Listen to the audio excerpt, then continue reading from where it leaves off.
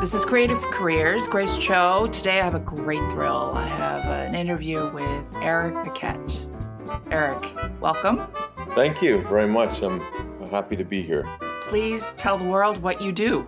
I am a movie and television producer. I also have a tech startup called Let's Screen. And previous to being a movie producer, I was a studio executive nearly my entire adult life in Los Angeles. And prior to that, I was an associate producer at CBS News and a broadcast associate and researcher at CBS Sports, both in New York. You've held some amazing jobs, dream jobs, many of them. Well, many, many years ago, I saw an interview on a Charlie Rose show.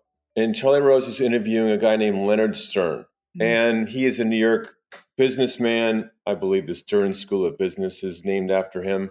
And he said you should choose as a job something that you would do if you weren't getting paid.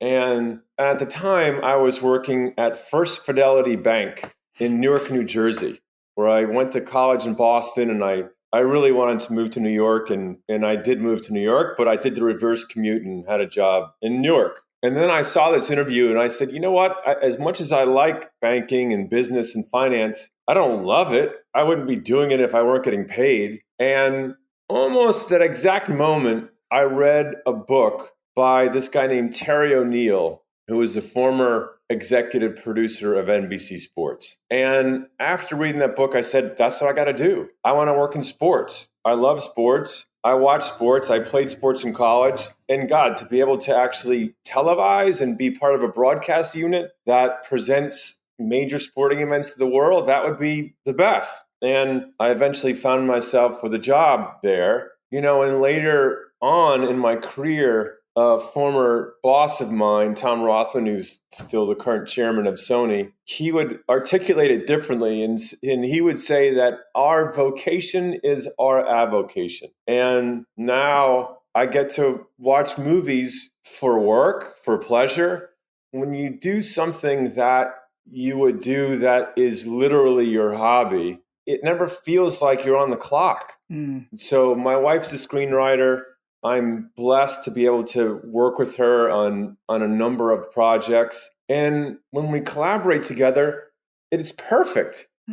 None of us look at it like, oh my God, I got to go to work. But we're like, let's watch this movie. Let's check out this actor. Let's see if we want to cast this person. How do we adjust the story of this script to get it to its fullest potential? And it's such a thrill to be able to do that. And it's a job.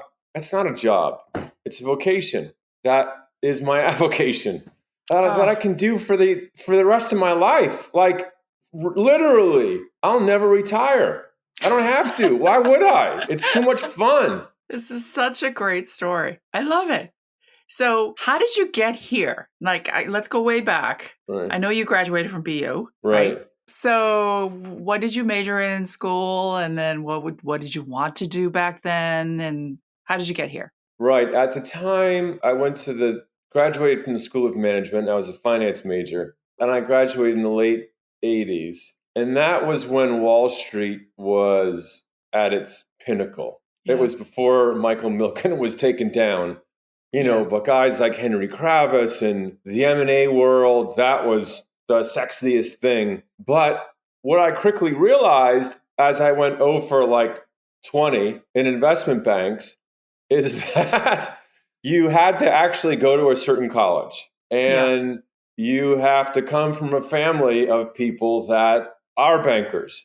And it's a pretty spectacular, inequitable aspect of investment banking. And Grace, I am so blessed at this point in my life to understand that everything happens for a reason. Completely. And that the universe is agree. Perfect. It's just, in certain moments, it's difficult to fully accept that. But as time goes on, you realize that was supposed to happen that way. Yeah. So virtually everything that led to me marrying my wife, who was my best friend, is perfect. Had I been fortunate to get a job at Goldman Sachs or First Boston or Salomon Brothers or whatever the crazy investment bank that existed then that was the job to get as an analyst for 2 years, then you go get your MBA, then you come back, I would not be where I am today. So I was grateful that one of the places that offered me a job was First Fidelity Bank in Newark, New Jersey. And I was also grateful that I got laid off when super regional banks were having a difficult time during the early 90s. And then it forced me to go, all right, what? I have a clean slate here. I live in Manhattan.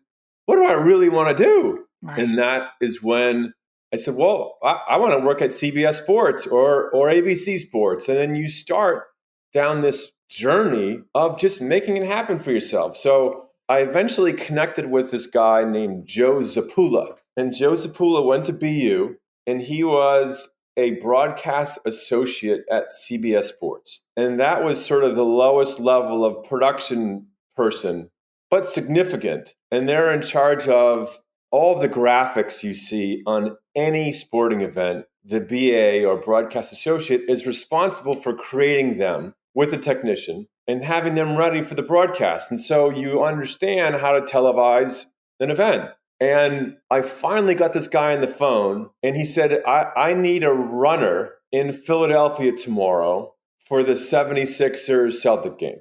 And I'm a huge Celtics fan. So I was like, I'm there. So I took a train to the Spectrum in Philadelphia, and I sat with the announcers. I'm literally on the floor, and I got him a hot dog. And that was my job for the game. But I got to see the TV trucks. I got to really understand at a cursory level how a broadcast of a basketball game was carried out. And then I could see individuals that I wanted to be. Like, oh, that guy does that? I want to be that guy. And so I eventually got a job working weekends on the NFL Today in various events, being a logger, literally watching a game and typing out what happens during what time in the game. So that if you had to go back and cut a reel or cut highlight reels, you knew where to go exactly on the tape. And then I eventually got a full-time job as a researcher, making $50 a day, living in Manhattan. How does that work? Well, it doesn't really work. Then I had a second job as a bartender. Right. In order to survive. Yeah.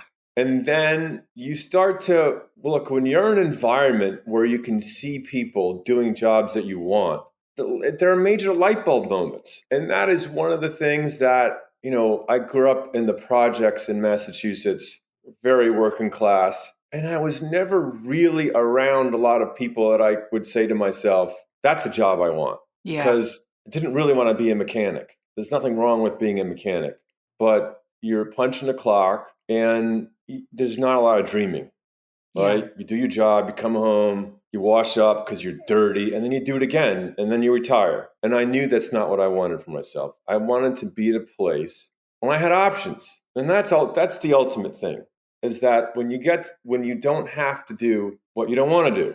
Exactly. So I then got promoted to what Joe Zapula was doing as a broadcast associate, and I covered the world. I traveled the world covering major sporting events like the Super Bowl, the World Series, the Winter Olympics, the U.S. Open, the U.S. Tennis Open, various big golfing events. And it was fantastic. I just loved it. And I was working with my sports heroes, which was another pretty fun thing. But I then realized that, okay, the producers and directors here, they make a very good living. They work like 3 days a week, and they're never leaving. So I'm going to be stuck in this position, making a little more than $50 a day for a very long time. And I also thought, well, they're not doing anything different than what's been done before. They're just kind of repeating what's been done. And I knew that I was falling in love with storytelling, and I knew that I needed to be in a different environment in order to really hone my storytelling skills. I thought, well, I want to work at CBS News because those are like real journalists who are telling incredible stories. And so at the time, I was a broadcast associate. So then I got a job on the show called 48 Hours at CBS News, but I had to then be a secretary. I mean, they weren't called PAs. They literally called them production secretaries, which was a little bit of a problem, but whatever. And I had to just answer phones, Right. do the grunt work that I was doing 2 years ago. But often you have to take moves that aren't exactly forward moves in order to get ahead a lot. And particularly in creative environments where no amount of schooling, no amount of fancy degrees is going to help you. You gotta prove yourself, Yeah. pay your dues. And this was my paying my dues. And fortunately, I was working for a woman named Susan Zirinsky. Oh no, she was a senior executive there. And Uh-huh. she later became the president of CBS News. And she was the character that the Holly Hunter character was based on for broadcast news. Oh, wow. She taught me more about storytelling, about never giving up, about how to be tenacious as a journalist than anyone ever in my career. Then Connie Chung started a news magazine show that Andrew Hayward was executive producer of 48 Hours. Then Susan Zirinsky became the executive producer of Eye to Eye with Connie Chung. I went there. I got a job as an associate producer. And again, I became the guy that whenever a big story would happen, they would like, okay, put Eric on an airplane and he'll somehow get all of the main characters and Connie Chung will fly in and interview them. Mm. And I did that for a couple of years and it was a tremendous experience. But I had another light bulb moment that whenever this guy named Jeff Sagansky would call, Susan Zirinsky would sprint to the phone. And I was like, who the hell is Jeff Sagansky? And someone would say, oh, he's the president of entertainment. And I thought, I need to be that guy. And I didn't even know what that meant. And when you're young, you unfortunately just think about how do I get to the next level? You never really enjoy the moment. I mean, I have a complete different philosophy on life and on careers now than I did in my early 20s. And I think many people, when they're in their early 20s, you're just constantly trying to get ahead, which is a bit misguided. Nonetheless, I studied what entertainment was. And they're the folks that run the primetime lineup, which is the revenue generating engine of a network. And I then started flying out to LA because I was an associate producer at CBS News. I could pretty much get a meeting with anybody. And I wasn't shy about asking. Because if I'm the guy that goes and gets all the interviews for Nancy Kerrigan, Tanya Harding, or O.J. Simpson, I'm certainly not going to be sheepish about trying to get a network head on the phone. So Right. I would line up these interviews with presidents of everything. And then I would get them to give me recommendations on 5 people who they think I should contact. And that's what everyone should do. If you manage to get an interview or a Zoom with someone, get 3 to 5 names from them. So now I'm contacting people at the recommendation of presidents. So then suddenly your network becomes gigantic. And I eventually got a job at CBS Entertainment as an executive in training, as hired by a guy named Leslie Moonves. Oh, wow. Well, you know who Leslie Moonves is. Oh, yes. And it lasted 6 months. I moved to LA. I quit my job at CBS News, moved to LA, had this job, and he literally put me in a cubicle outside of his office. Oh, dear. Right. And because I had this Susan Zirinsky work ethic, I would get in at 6 a.m. and I'd leave at midnight. Oh. And in news, that's what you do. Right. Because effort equals results, especially when part of what you had to do was find stories. So I was always there when he arrived. I was always there when he left. Bad, right? Because you want to get out of the eye shot of the person who runs the network. And then he would say to me, oh, Paquette, if I'm not around, you can use my office in my conference room. You can sit on my couch. And again, no one said, don't do that. So I was constantly using his office and he was constantly kicking me out. And then finally, I'll never forget this. His number 2 guy at the time was a guy named Billy Campbell. And when someone would call you internally, you'd see their names on your phone. and I get a phone call from B. Campbell, his assistant. Billy wants to see you. And he's like, yeah, it's just not working out. Leslie doesn't like you. So you have 2 weeks. And so from that moment until the 2 weeks, I'd pass Moonves in the hallways and he'd give me the evil stare. And it was awful. I'll never forget. This was at Beverly Boulevard, CBS Television City. I'm walking around the farmer's market thinking to myself, oh my God, what the hell am I going to do? I just moved here from New York. I had this great job, and now I just got fired. I'm over. I'm done. Whenever that happens in your life, it is so for the right reason. But you never know. You don't possibly know it at the time. No. Not at the moment. You're like, but you know what? But more people as a society, as educators, need to help students and people with their mental health. Help them with their mindset. 100%. Help them understand problems in a different way. Like there's none of that. There are courses in almost everything except mindset. But if you look at all the most popular podcasts, it's all mindset. Daily Living, Wayne Dyer, Daily Stoic.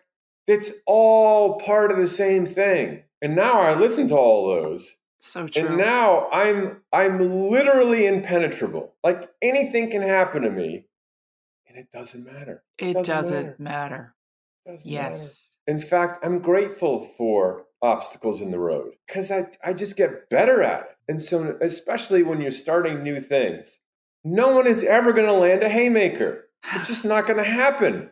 There's barely glancing blows. Barely. But in my mid-20s, I was like, oh my God, I'm flattened by this. It's when you think back, it's oh my God, you don't because young people aren't trained to deal with adversity. Correct. They're not because you're just going from one job to the next, and how do I get this promotion? How do I use this person to help me get this job? And then especially Hollywood, when you're just bombarded with people getting giant jobs, and that's all you want to get. Instead of just being the best version of yourself, period. That's it. And detaching yourself from outcomes. I love what you just said. Being the best person. Or being the best version of you. That's it. And of course, being the best person is absolutely part of that. And somebody with integrity and judgment and empathy and wanting more for you than I want for me. I didn't live my life like that in my 20s because it was just me. Okay, now I don't have a job. Leslie Moonves just fired. Most powerful guy at the time in Hollywood just fired me. Whoa, what am I going to do now? So then you regroup. And I said, you know what? I don't want to get a job that I shouldn't have. Like, I shouldn't have had that job. Should have been an assistant and learned. But I got a job as an executive in training, and everyone knew that I wasn't qualified for it.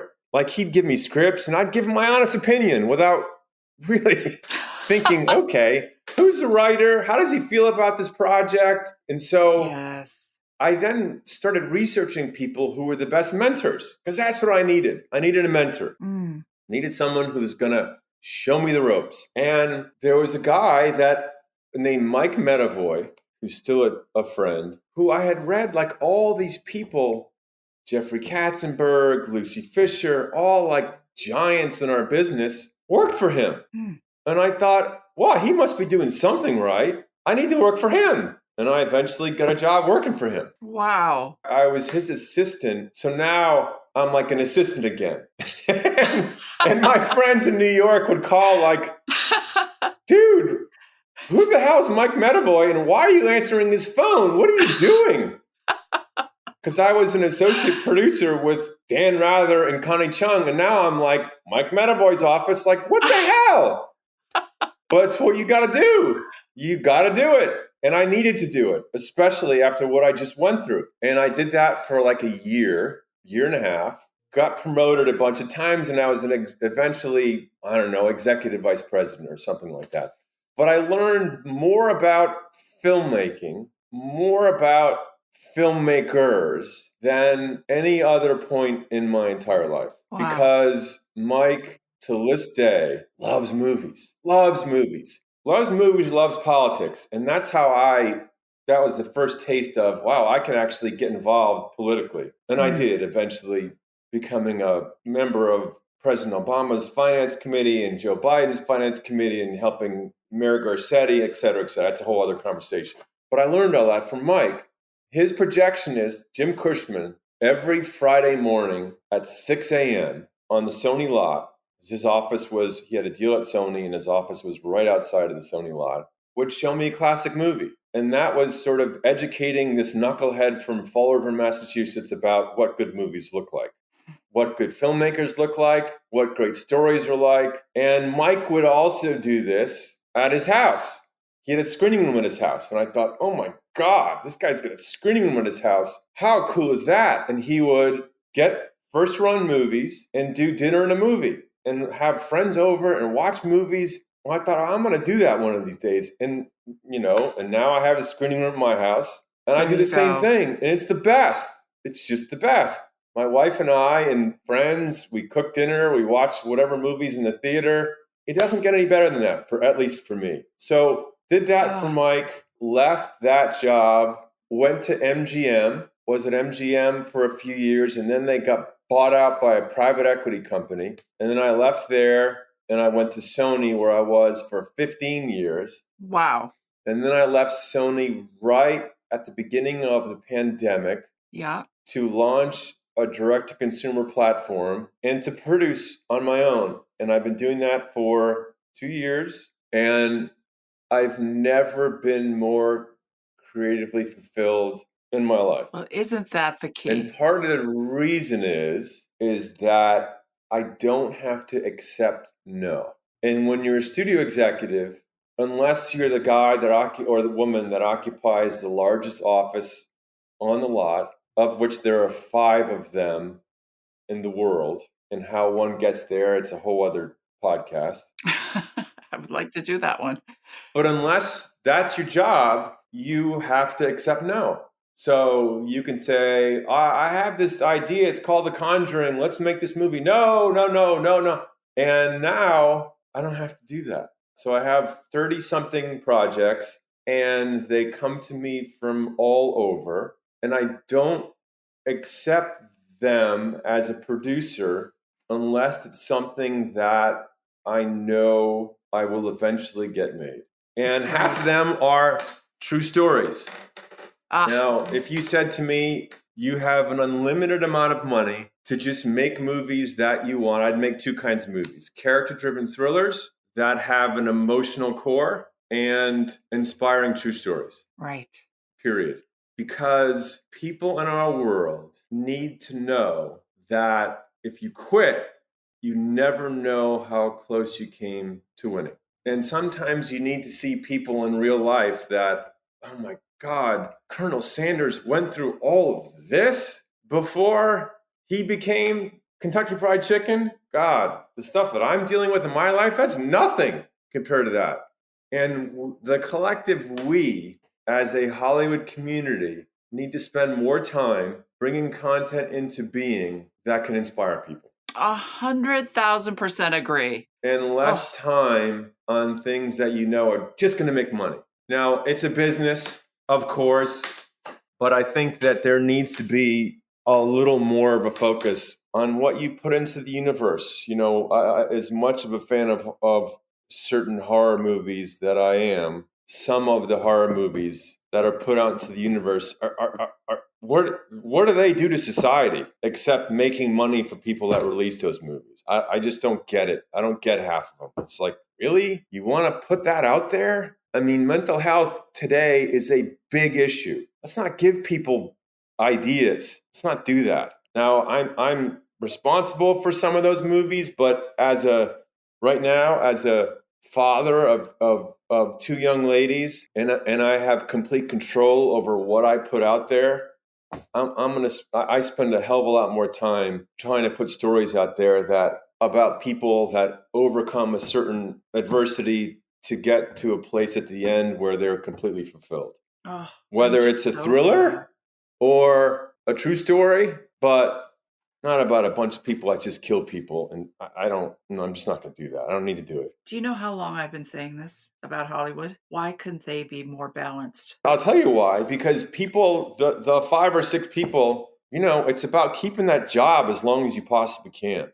Yeah, well. And that means being risk averse. And that means leaning into things that work. Just tell a really good story, tell a well-made story. Like I watched Super Mario Brothers over the weekend, Yeah. right? It's original. It has unexpected moments. It's about characters that you care about, and there's a strong emotional through line. Right? Now, if you put that formula into any script, you're going to have a movie that's going to work. Period. That's it. And Donald Langley and Chris Melanandri at Illumination, every single movie they make has that formula. Mm-hmm. And what happens? It's a blockbuster out of thin air, out of Donkey Kong and Super Mario Brothers, this game that Nintendo created 40 years ago. They have one of the biggest movies of all time. That's it. And how do you feel when you finish watching that movie? Like, I want to scream to the highest mountain, and I did it on my Instagram, and tell people, watch this movie. Exactly. It's fantastic. Yes. And am I the audience for Super Mario Brothers? Hell no. It's families. It's a 4-quadrant movie. But I'm the audience for anything that's good. Period. Human stories, for me, are the best. Right. I'm with you. But what I find remarkable about your life is, especially now, you're finding purpose. And you said you want to give back. Right. With the work that you do. Right. And it's very much like myself. Why do I do this? I want to give back. Mental wellness emotional wellness is something that is very, very important to me and my team. Oh, good for you. And art is one way that they could find a moment of respite Right. when they look at something that they enjoy. And you're doing that with movies. Look, when you live a life of purpose and meaning, what will happen to you? Happiness and joy. That's it. Exactly. It's simple. Too many people make it way too complicated. We're all human. We like Right. the same things. We want to be happy. It's not about being better than anybody else. Just be better than you used to be. Well, so everything you're saying is just so powerful, so helpful. It's for everyone, but it's very, very sharp in the sense that it's very extra acute. Now, do you think that's because you went through that Hollywood? I mean, I find Hollywood to be, it's not my favorite place in the world. I have to admit. No, it isn't it's because I intentionally work on myself. Mm. It's just, all this stuff doesn't happen. And I tell this to people. I get up very early. I meditate. And this is my routine. And everyone should have some routine. It's crucial. Get up early, meditate. I read something that has an impact on my mind. Mm. Go for a run. If it's a garbage run where I don't have to run a certain pace, I listen to some podcast. Come home, cold shower, make your bed, start work, right? Before I start my day, before I get in front of my computer to start work, I am up 5-0. 5-0. It is impossible for me to lose the day. Doesn't happen. So by the time I go to bed at night, put my head in my pillow, I've won. I've won my day. And that's the key. And then I start all over again. And lo and behold, I won another day. I think that's the best piece of advice I've ever heard, honestly. Well, and it's just about daily effort. You don't set out to win an Oscar because it will never, you will be forever unfulfilled. Just set out to be the best you every single day. And that's it. And stuff is going to happen. Stuff will happen, exactly. Have faith. That's part of it. Oh my goodness, that's my favorite expression. Have faith. And you know, the other word that you wrote, you said, which is always my favorite word, is be grateful. Oh God, it works. It does work. It works. And then you become eventually, when you really work on yourself, as I said earlier, it's almost impossible for something to knock you off your stride. And then you find yourself really spending a lot of time helping other people Exactly. who don't have the benefit or confidence in seeing things that way. And that's a beautiful thing, It's a right? hugely beautiful thing, and I love the fact that you shared with us the story of, the successes, but also those massive rejections, supposed Oh, failures. like you want those things. There's no such thing as failure. There's no such thing as losing. They're just moments. They're just moments in time that end up being solid building blocks. Well, I'm in a business with artists, constant rejection, Right. right? Perhaps, not as bad as showbiz, maybe just as bad, but it is constant. Why isn't my art selling? Why don't they like my work? I do this for years and years. Right. So we deal with a lot of that. And I've always wanted to address how to view those experiences in a positive way. And you've shared your story. It is so moving and pertinent. Well, a dear friend of mine is an artist named Chaz Guest. Mm. And I met Chaz at a mutual friend of ours' house, this guy named Ted Sarandos, who runs Netflix. And it was a fundraiser. We completely hit it off. And he's like, "You want to see some of my stuff?" I'm like, "What do you mean some of your stuff?" So, because I had no idea who he was. So he takes me around Ted and Nicole's house. And he's like, "Oh, that's my painting. Oprah just had me paint that. And oh, Barack Obama had me." And they had like 10 of his paintings. Mm. And he's a guy that was a former gymnast, former martial artist, living in Manhattan, and just wanted to paint. He had children, and he painted, and he painted, and he painted.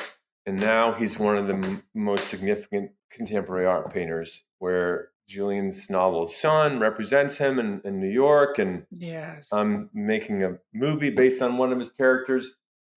So the lesson really is that you're capable of doing anything in life. Just don't quit. Don't ever quit. And it's easier said than done. But you can literally achieve whatever you want, except one thing. Except one thing. What's that? You show up to the airport and your flight has been canceled. You are not turning that around. It's not happening. No amount of sweet talking you can do and turn That's that one of those around. moments. That's it. That's it. Just accept it. I'm okay with accepting that. But Grace, if you said, "I want to be the next United States Senator for the great state of California," I would say go for it. Yeah. Just make it happen. Anyone out there, whatever they imagine for themselves, just do it. So long as, within the framework of a country of laws, etc. Have you ever thought about politics? You know what? I have a great many friends that have various positions in our society. Yeah. I know you have very And powerful friends. for this moment, I am very happy in supporting candidates that share my view of our country. My hat's off to people that dedicate their lives to making our lives a better place. Got it. Unfortunately, many of them are just motivated by keeping their job, and that's a problem. That is a bit of a problem, isn't it? So, are you working on something now that you would like to share with the world? Yes, I just wrapped a movie that I shot. I made it for 3 months in Malta. Very nice. That takes place in Boston, one of my favorite cities in America. I finally have a movie that's set there, and I end up shooting in Malta. Oh, gosh. It's because there's a great tax rebate, and spending 3 months in this beautiful Mediterranean country wasn't the worst thing in the world. But it's a terrific character-driven thriller that stars Joel Kinnaman and Mark Strong and Sandra May Frank, and it's about a recently deaf cop and a deaf witness that have to survive the night in an apartment building with a bunch of corrupt cops trying to get them. What's the title of the movie? It's called The Silent Hour. The Silent Hour. Right. And when is that going to be released? Well, it was made independently, which means you make the movie, and then when the movie's finished, you sell it to the most appropriate place to release it. So we haven't done the selling part yet, so we will see, and I'll let you know when that happens. Excellent. I have to ask you, I'm a big fan of Hitchcock movies. Right. Hitchcock is always seen in one scene of his movies. He could be right? Right. Right. Walking the dog or sort of walking by. I literally am in like 4 scenes. So, not to my dismay, the director kept saying, "Let's just have Eric be the bartender. Let's have." So we'll see. He's. So Let's he hope. did it. That's Let's hope. good. Yeah. Let's just hope it's not so obvious that like who the hell is that guy who keeps showing up? But I actually did not like it, to be honest. Isn't One that scene funny? where he's like, "Oh, we need a Boston bartender. Let's just have Eric be the Boston bartender." But the problem with it is as a producer, when you're watching a scene shot, you're focusing on what the actors are saying. Yeah, And when you're in the movie, you're just listening to your cue. You're not necessarily listening to how the actors are performing the scene. right. So it was a bit disjointed for me, and I don't like it at all. So Interesting. right, right. So I had to actually watch dailies of that day to understand what was going on. Whereas every other day, I'm sitting right there with the director, and I know what's happening. You enjoy being behind the scenes. Oh, much better. Well, Eric, thank you so much for your time. I want to Of come back. course. I would love for you to come back and tell us part 2 of your political life. I'm kind of curious about that. You got it. No problem at all. I'm happy to. Eric, thank you very much. Okay. Be well.